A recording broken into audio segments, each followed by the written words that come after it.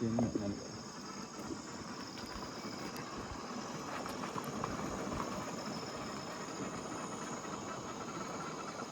चाहिँ चिसपानी गाउँको बाटो हो। हामी माथि थाप्ले भन्ने ठाउँमा गएको थियो। एकदमै राम्रो छ थाप्ले भन्ने ठाउँ। त्यहाँबाट पोखरा, तालहरू, हिमाल, पारिपट्टि स्याक्लुङ गाउँ, तल तालबेसी, डी बजार देखिन्छ। त्यहीँ गएर आएको हामी। स्वर्ग जस्तै छ यो ठाउँ।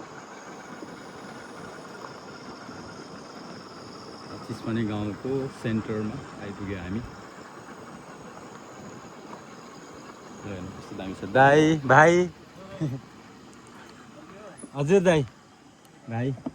हेलो माइजू, दाई नमस्ते, मामा नमस्ते।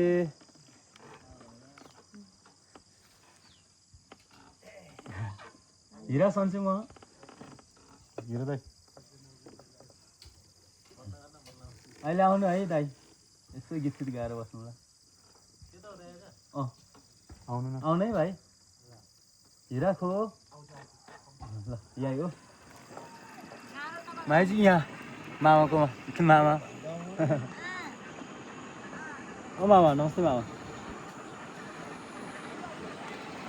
त्यसै त्यसै कस्तो हामी बस्ने आज माथि धनदाईकोमा। यहाँबाट नि यतापट्टिको भ्यू नि दामी देखिन्छ नि होइन।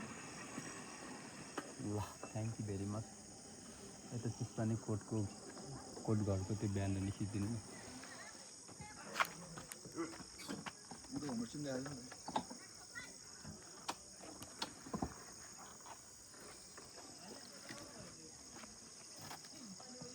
अब हामीलाई अलिकति कुनातिर राखेर लक गरेर राख्छौँ है।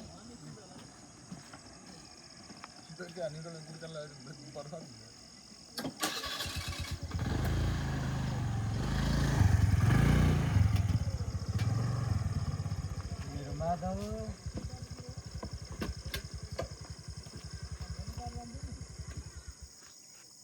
आउनु भन्दा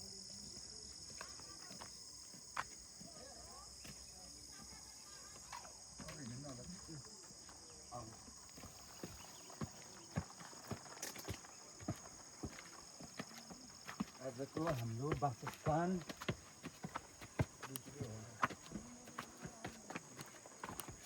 म त पहिला नै आएको हजुर। हेलो हेलो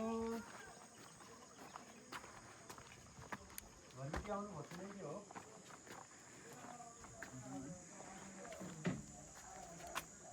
पछाडि त बसा छ।